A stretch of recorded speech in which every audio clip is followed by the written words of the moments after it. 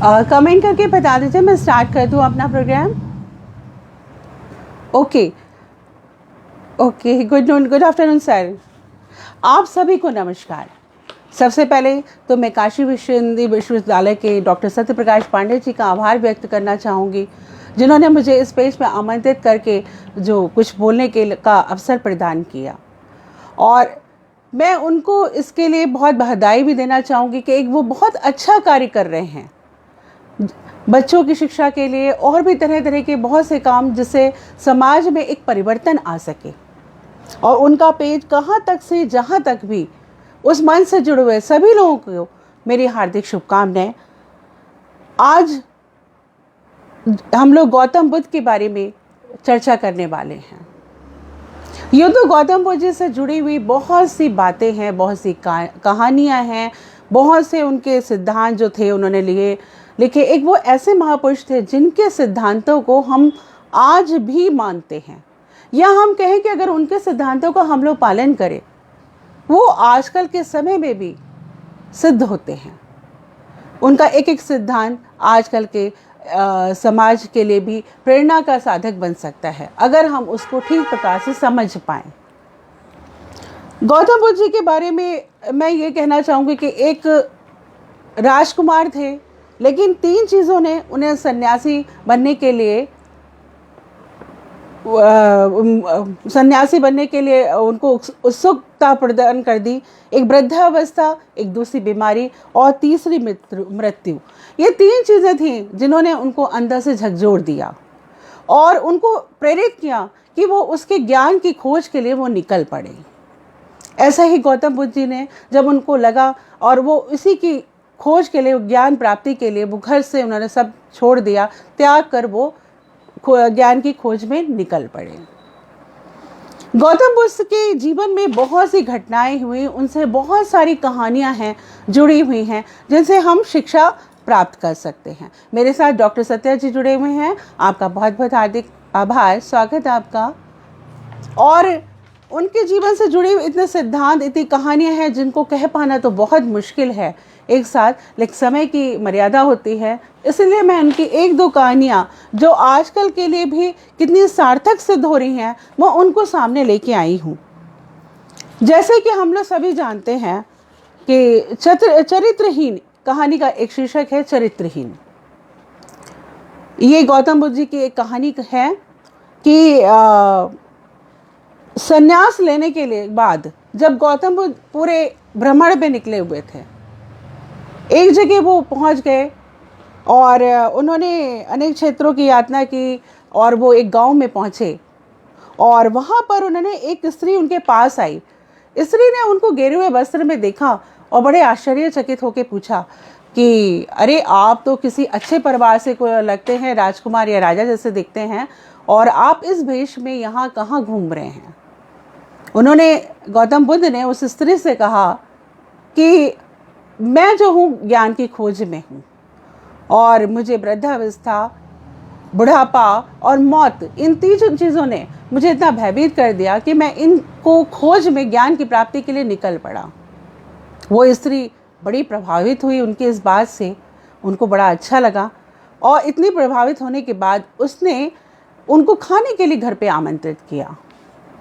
गौतम बुद्ध जी बड़े प्रसन्न हुए और उसके साथ उसके घर पे चल दिए। यही बात जो थी पूरे गांव में फैल गई कि ऐसी घटना है, कोई सन्यासी हैं, उन स्त्री के घर भोजन के लिए गए हैं।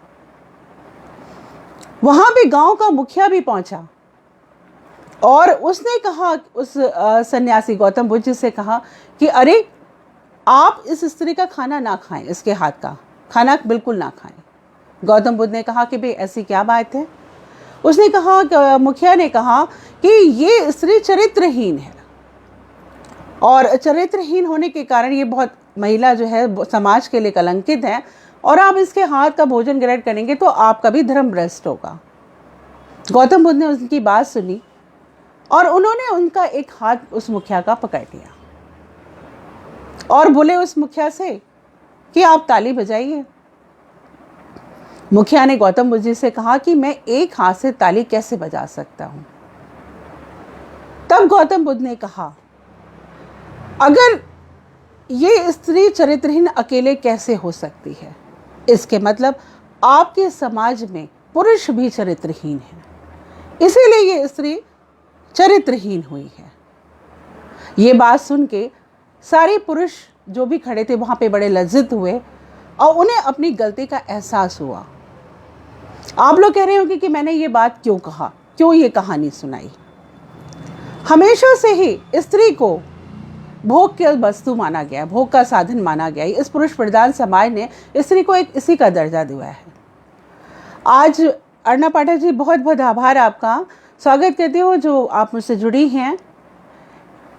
उस चीज़ को मैं आज के युग के फेसबुक या सोशल मीडिया जैसे उस पर लेके आती हूँ आपको, कि आज स्त्रियाँ फेसबुक पे या सोशल मीडिया पे जब भी एक्टिव होती हैं तो पुरुष प्रधान समाज उनसे ज़्यादा एक्टिव हो जाता है और अपनी प्रतिक्रिया हर छोटी छोटी बात में बढ़ चढ़ कर उनके साथ करता है और उसके मन में स्त्री के प्रति अपना एक अधिकार सा वो जताने लगता है। वो एक ही दृष्टि से स्त्री को क्यों देखता है? उसको क्या लगता है कि वो स्त्री उसके कहने के अकॉर्डिंग ही चलेगी या उसको एक ही भाषा की तरफ से क्यों देखता है?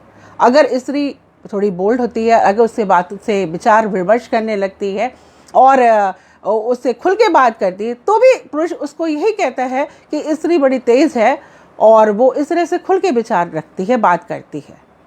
यहाँ पे भी वही बात लागू होती है कि पुरुष प्रधान समाज सोशल मीडिया पे भी एक्टिव होकर स्त्रियों पे अपना शोषण करना चाहता है और फिर उल्टा ब्लेम स्त्रियों पे ही लगता है। अगर गौतम बुद्ध जी की बात को हम ध्यान में रखें, ये कहानी बहुत अच्छी है और जो उस समय उन्होंने कहा था वो आज भी सिद्ध होती है। मेरा कहने का मतलब ये है कि गौतम बुद्ध जी ने जो भी अपने सिद्धांत या अपनी विचारधारा रखी, जो उस समय कही थी, वो आज भी उनकी बातों में या सिद्धांतों में उतनी ही सत्यता है। और अगर हम उसको पालन करें या गंभीरता से सोचें, उनके अर्थों को जानें, तो हमें अपनी समस्याओं का सॉल्यूशन आज भी मिल सकता है। ये एक कहानी थी चरित्रहीनता की। आज मैं इसमें सिर्फ 2 ही कहानी लूँगी। और जैसा कि हम लोग सब लोग जानते हैं कि हम लोग कोरोना महामारी से जूझ रहे हैं। हर तक बखत हर जगह मौत का डर, मौत का साया लगता है कि भाई मौत किसी रूप में कहीं खड़ी है और कहीं हमको आके ना ले जाए किसी ना किसी कारणवश। ये बात तो है, लेकिन एक बात और भी है। इस कहानी का जो है मैं इसलिए सुना रही हूँ क्योंकि आजकल के समय से इस कहानी का बहुत ज़्यादा संबंध है। ये भी गौतम बुद्ध जी के जीवन की एक घटना से ही रिलेटेड है और इस कहानी का शीर्षक है मौत। एक बार गौतम बुद्ध किसी टहलते हुए, वो तो पूरे भ्रमण करते रहते थे, एक गांव में पहुंचे। वहां पे एक स्त्री थी, गौतमी नाम था उसका। वो कभी भी काम करती थी, बहुत जल्दी थक जाती थी। उसका विवाह हो गया गौतमी का। विवाह के बाद उसका ससुराल में उसको आदर नहीं मिलता था। वो बड़ी परेशान रहती थी, लेकिन ईश्वर ने उसकी गोदी में एक पुत्र दिया। उसका पुत्र हुआ और जब उसका पुत्र हुआ तो उसका उस परिवार में आदर बढ़ गया। यहाँ पे भी देखिए पुरुष प्रधानता कितनी है।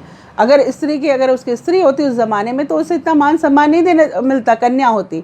लेकिन यहाँ पे बालक हुआ तो उसके ससुराल वाले भी प्रसन्न हुए। वही बात आज भी है कि हम उस चीज़ों को फॉलो करते आए कि अगर लड़का होगा तो खुश ज़्यादा होते, लड़की होती है तो समाज फिर भी थोड़ा मुंह लटका लेता है।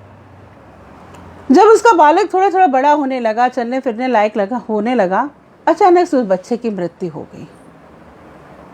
अब गौतमी बहुत परेशान, बहुत रोई बेचारी। वो उसके अपने बालक को जो मृत था उसको उठा के गोदी में लेके और जगह जगह भागने लगी कि अरे इसको दवा दे दो, मेरे बच्चे को दवा दे दो। सब लोग उसकी हंसी मनाते कि अरे ये तो पगली है और ये ऐसे मरे हुए बच्चे के लिए दवा मांग रही है। तभी वहाँ पे एक आदमी जा रहा था, उसको उसकी दशा देख के बड़ा तरस आया और उसने बड़े प्यार से उसको उठाया और बोले कि तुम ऐसा है, परेशान मत हो, तुम यहाँ पे एक महात्मा गौतम बुद्ध जी हैं, उनके पास जाओ, उनके पास तुम्हारे बच्चे के लिए ज़रूर दवा होगी। वो बेचारी गौतमी जो है महात्मा बुद्ध जी के पास पहुँची और कहने लगी कि मेरा बच्चा मर गया है, आप इसके लिए दवा दे दो। गौतम बुद्ध ने कहा ठीक है, मैं दवा दे दूँगा, लेकिन तुम ऐसा करो, सबसे पहले घरों से सरसों के दाने लेके आओ गांव के। लेकिन एक बात है, उस घर में किसी की मृत्यु ना हुई हो। वो गौतमी तुरंत भागी और गांव के घर में गई एक में, और उसने कहा कि मुझे सरसों के दाने दे दो, गौतम बुद्ध जी ने मांगे हैं। तो वो जल्दी से, जो गांव का घर का मुखिया था, वो फटाफट दाने लेके आया। तो उसने, तभी गौतमी ने पूछा, क्या एक बात बताइए, आपके घर में किसी की मृत्यु तो नहीं हुई है? उसने कहा कि नहीं, ऐसा तो है ही नहीं, हमारे तो पूर्वजों में सबकी मृत्यु होती ही चली गई है और हम आगे आगे बढ़ते गए। तो गौतमी ने कहा, नहीं नहीं, तो मैं आपके घर के दाने नहीं ले सकती। इस तरह से वो आगे घर में बढ़ गई और इस तरीके से हर घर में वो जाती रही, लेकिन कहीं भी उसको ये नहीं मिला जवाब कि हमारे घर में किसी की मृत्यु नहीं हुई है। अचानक से वो थक हार के बैठ गई और वो इस प्रश्न का जवाब सोचने लगी।